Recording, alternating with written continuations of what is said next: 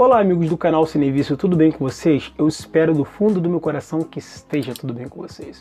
Hoje eu quero bater um papo com vocês aqui, um papo aqui mais tete a tete mesmo, a gente, enfim, jogar um jogo sincero aqui. Vamos falar sobre produções nacionais, espero que vocês achem interessante essa minha proposta. Produções nacionais. Hoje eu quero falar especificamente sobre biografias, tá? No nosso país, o Brasil, por mais que poucas pessoas sabem, nós temos produções cinematográficas esplêndidas. Posso dar um exemplo aqui só para começar? Assiste, para quem nunca assistiu, o filme Entre Abelhas, que é um filme de, além de ser roteirizado em parte pelo Fábio Porchat, também tem a produção dele ali no meio e um pouquinho da direção dele também. Entre Abelhas é um dos filmes mais sensacionais que eu já assisti na minha vida toda em patamar internacional. Um tempo atrás, eu encontrei o Fábio Porchat na pré-estreia do filme De Pernas pro A3, filme esse que a minha prima protagonizou, ao lado de Ingrid Guimarães, e batemos um papo, e foi engraçado que eu virei pra ele é super simpático, pra deixar bem claro aqui, eu cheguei pro Fábio Porchat e falei assim, cara, eu queria te elogiar, dizer que eu sou um grande fã, mas primeiramente eu não queria te elogiar pela sua parte humorística não. Ele, ué, como assim? Não, é porque eu assisti um filme seu chamado Entre Abelhas e esse filme é incrível, porque eu cursei psicologia na época e a forma como ele lida com a depressão é muito bom. Agora, os filmes que eu quero tratar aqui hoje é sobre biografia. Infelizmente, no nosso país, existe um estigma muito grande em torno das nossas produções, né? Muito por causa daquele estereótipo de que brasileiro não sabe fazer filme, geralmente os filmes que brasileiro faz é com palavrão, é sobre favela, é sobre tiroteio, etc, etc e tal. Mas o nosso cinema tem coisas muito boas. Agora, dito isso, eu quero dar 3 exemplos de filmes muito bons aqui que nós já produzimos. O primeiro exemplo é o Entre Abelhas. O Entre Abelhas é basicamente a história de um homem que terminou com a sua esposa, por isso ele começou a se sentir desolado, começou a se sentir muito mal. E as pessoas ao seu redor começaram a desaparecer. Sim, desaparecer.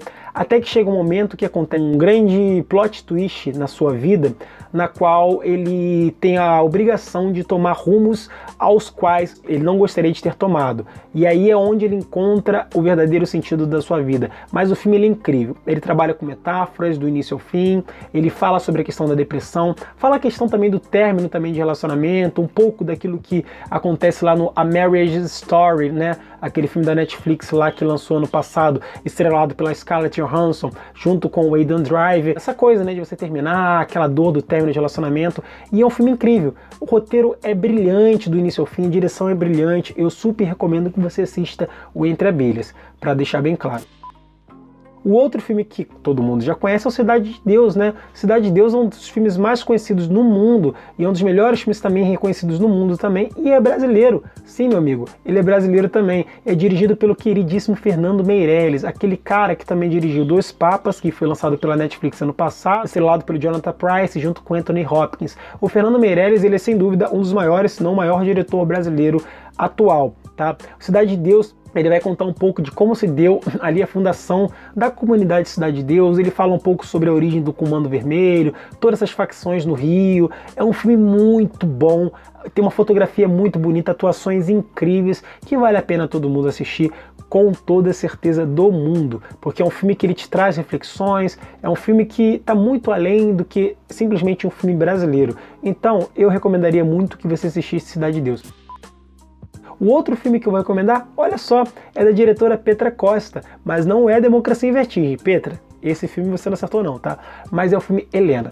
Helena é um filme que a Petra Costa dirigiu, né? Meio documentário, é mais um documentário para falar a verdade, que vai contar um pouco da história da vida da irmã da Petra Costa, que tinha um sonho de ser uma cineasta. Ela viaja para os Estados Unidos, só que ela começa a ter algumas certas desilusões junto com o cenário ali, né?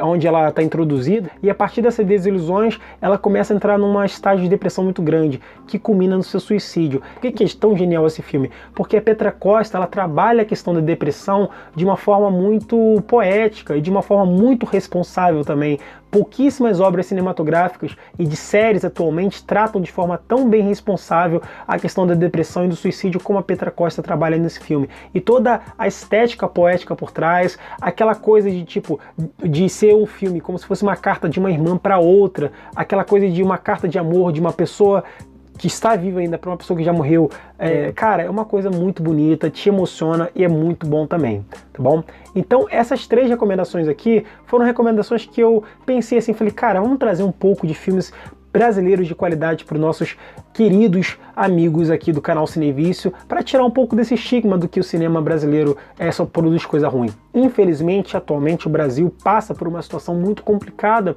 para o cinema brasileiro. Então, acaba que a gente fica um pouco na questão do sucateamento das produções cinematográficas, né? Mas eu achei muito interessante uma entrevista dada pelo Fernando Meirelles para o programa Roda Viva, no qual ele diz que nunca se produziu tanto filme no Brasil quanto agora, nesse período onde, em tese, né, estamos passando por crises financeiras no cinema nacional. Isso porque empresas privadas como a Netflix estão angariando projetos que até então seriam angariados por subsídios governamentais. Isso prova que muitas das vezes, na verdade, na grande maioria das vezes, o mercado, né, o setor privado, ele acaba se sobrepondo, sendo melhor na questão da produção, na questão da ajuda financeira para projetos esses que não seriam viabilizados via governo, do que o próprio governo faria. Uma vez que o Estado, infelizmente, ele está aqui somente para poder produzir coisas ao seu bel prazer, seja o Estado governado por um presidente do lado A ou do lado B. Ele nunca vai querer ver algo sendo transportado para o cinema que não condiz com a sua realidade, com a sua ideologia, né? Então, eu acho que a questão do governo junto com o cinema é algo muito complexo, mas eu acho que é necessário. Eu acho que é necessário haver um fomento da cultura. O que eu acho que deve haver é uma separação entre o produtor da cultura e o Estado. Eu acho que o Estado deva sim subsidiar, mas sem olhar a quem. Lembra aquele ditado que a gente ouvia quando era criança? Fazer o bem sem olhar a quem? É a mesma coisa do Estado. Ele deve subsidiar sim para fomentar a cultura. Muitos países fazem isso. A Coreia do Sul nos deu uma aula de como fazer isso com o Parasite, mas ele não deve selecionar a quem ele vai dar o dinheiro. Ele deve simplesmente selecionar e se faça o que seja feito. Então, galera, esse é o debate que eu trouxe para vocês aqui hoje, mostrando para vocês que sim, podemos fazer cinema de qualidade. E é isso. Tchau, tchau.